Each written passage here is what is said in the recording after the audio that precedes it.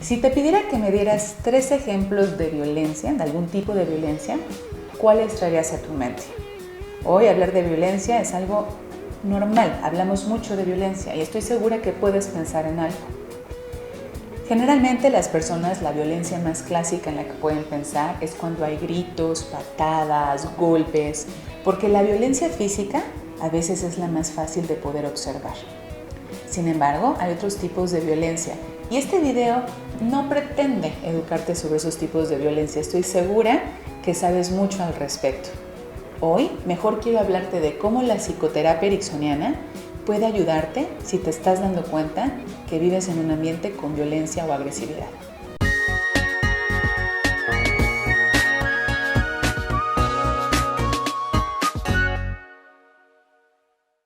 Y es que cuando hablamos de agresiones o violencia, en realidad como psicoterapeuta sé que todas las personas hemos llegado a agredir a alguien o hemos sido violentas de alguna forma u otra. Hay tipos de violencia más pasiva y más activa.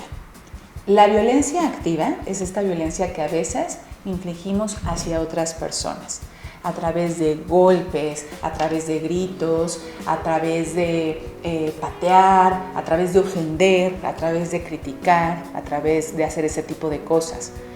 Pero también nos la podemos hacer a nosotros mismos, a nosotras mismas. Es cuando se llama violencia autoinfligida. ¿Cómo? Los trastornos alimenticios, por ejemplo, el cutting es un tipo de violencia hacia nosotros mismos y es activa porque hay ahí algo que nos permite ver qué está ocurriendo. Los golpes, los moretones, a veces son estas partes que podemos ver que hay violencia. Pero ¿qué pasa cuando hay violencia psicológica? Esa que no se ve, esa que no deja moretones físicos y que a veces somos capaces de observar cuando ya ha avanzado muchísimo y la persona ni siquiera se da cuenta que está sufriendo violencia. Es bien común que a veces le digas a la persona, ¿te das cuenta que estás siendo víctima de violencia? Y no se den cuenta, incluso justifican al violentador. Por eso es que es tan importante poderla identificar, poderla aceptar para poderla trabajar. La violencia pasiva es esa violencia más sutil, la clásica pasivo-agresiva que decimos, en donde te dejo en visto, no te hablo, no hablo contigo cuando tú también lo necesitas, te castigo, ¿no? Entonces, es tan normalizada a veces porque ¿qué pasa? Suele a veces venir de alguna herida de nuestra infancia. Por eso se necesita trabajar ya. Por eso siempre les comento en los videos que el trabajo con psicoterapia debería ser algo que no necesitemos tener un problema para poderlo trabajar. Tendremos que estarlo viendo, porque la violencia es algo normal. Se vive también en nuestra cultura. ¿Qué pasa con un niño que crece en la guerra? Hablarle de paz es casi imposible, porque no tiene en su imagen, en sus imágenes mentales, algo de paz para poderla desear. Una persona que ha vivido en paz y que entonces le pidas que piense en guerra, seguramente te va a decir que no, pero al revés, a veces es complicado. La violencia a veces se genera en nuestra infancia, por eso es tan importante poderla observar. Y sí voy a decir algo que tal vez puede ser un poco trastornador para las personas que me están escuchando. A veces la vivimos de formas sutiles con nuestros papás. Y no porque hayan sido malos papás, es más, tuvimos a los mejores. Pero ellos también vienen de círculos en donde de repente se les descalificaba, en donde se les chantajeaba, en donde el clásico, bueno, pues si no me das un beso es porque no quieres, ¿eh? Entonces vamos aprendiendo, sin darnos cuenta, de una forma sutil, inconsciente, hacer eso que no queremos, porque no permiten el no nos permiten poner límites. Sé que poner límites es algo muy difícil y bueno, ahí tengo otros videos. Hoy no me voy a meter en ese tema porque ahí la pregunta sería ¿cómo pongo un límite y cuando sé que un niño está siendo berrinchudo? Entonces para eso te voy a dar más información en algún otro video. ¿Te parece bien? Creo que sabes que hay tipos diferentes de violencia. Ya ahorita te hablé de la activa y de la pasiva. Y podría meterme a la violencia de género, a la económica, a las de instituciones. Pero bueno, te digo, este no es el objetivo de este video. Creo que las conoces. Aquí lo importante es saber cuando lo estoy viviendo. Y sabes, aquí es muy importante y por eso trabajo con psicoterapia ericksoniana, para irnos a lo que hay en el inconsciente. A veces, conscientemente no registramos información para poder entender que venimos de algún ambiente violento. La hormona que se activa cuando estamos bajo agresión o violencia es el cortisol.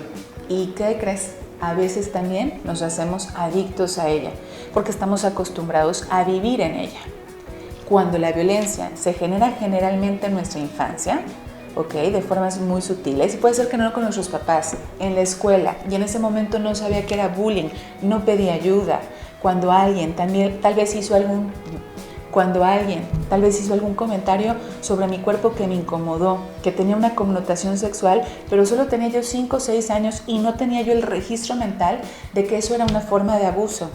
¿Sabes? Se van generando como ciertas huellas en nuestro cuerpo, incomodidad, que casi siempre, cuando va ocurriendo en nuestra edad adulta, tal vez no somos capaces conscientemente de detectarla, pero inconscientemente ahí, esta conexión que tiene nuestra mente inconsciente con nuestro cuerpo, nos da, ¿sabes?, sensaciones en el estómago, como de rechazo, de hacernos hacia atrás. Por eso, poder seguir trabajando con nosotros y con la conexión que tenemos con nosotros mismos se hace tan importante para poderla identificar. Es imposible pedir ayuda si no la identificamos. La ayuda, ¿cómo va a venir? No va a venir para que tú cambies al otro. Porque a veces es muy común que en el consultorio me digan, pero Gina, ¿cómo le hago para que el otro cambie y pueda ser amable conmigo? Bueno, ¿qué crees? Eso no funciona así. La otra persona tendría que querer cambiar, tendría que aceptar de entrada que por supuesto que tiene rasgos que pueden ser violentos o agresivos. Y aceptar algo así implica responsabilidad y madurez. No todos estamos listos para transitar por eso. A veces tenemos que perder cosas muy importantes en nuestra vida para poder meternos a trabajar. Pero si tú estás identificando con este video que eres víctima de violencia o que tú también has sido violento, no importa ahí aquí quién empezó y quién terminó, porque a veces es muy común que dices, bueno, me defiendo. Pero la violencia, para que deje de escalar, necesita meter un freno. Y si tú te estás dando cuenta que está ocurriendo, te invito a poner ese freno, que es como decimos, poner límites. Por eso hay que trabajarlo, poner límites, porque seguramente esta corporalidad que te acabo de explicar está generando en ti irritabilidad, enojo, una baja autoestima, en donde no sientes motivación por la vida, en donde estas cosas que te gustan, estos hobbies a los que les dedicabas tiempo cuando eras joven, ya no te dan nada en la vida actual. Entonces habría que observar cómo están tus relaciones con los demás, cómo te sientes cuando te arreglas, si que te dedicas tiempo para ti, para tu casa. Si estas áreas en tu vida están fallando o estás viendo que están teniendo problemas, tal vez hay que empezar a rascar un poquito. ¿Y por qué la psicoterapia ericksoniana se hace una excelente herramienta para esto? Porque vamos a ir a trabajar con el inconsciente. Hay muchas cosas que ocurrieron en tu infancia que tal vez olvidaste. Y repito, nuestra mente inconsciente a veces elige olvidar porque es la forma más saludable de ponernos en un lugar seguro. No necesitas recordarlo, ¿sabes? Mucha gente cuando se entera que hago hipnosis me dice, Gina, es que yo quiero recordar cosas de mi infancia. Y nuestra mente inconsciente es tan sabia que a veces no te lo va a recordar como si estuviéramos hablando de una película. Te lo va a recordar a través de sensaciones, de colores, de imágenes, de comodidad o de incomodidad.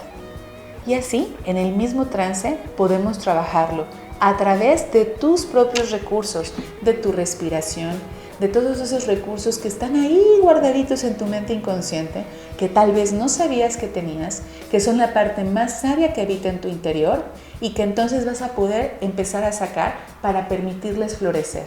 Y entonces, desde tu propio estilo, a tu propio tiempo, empezar a poner esos límites o mejorar tu comunicación o cerrar los ciclos o hablar de esas cosas que tal vez fueron prohibidas y que son tan necesarias para poder empezar a sanar.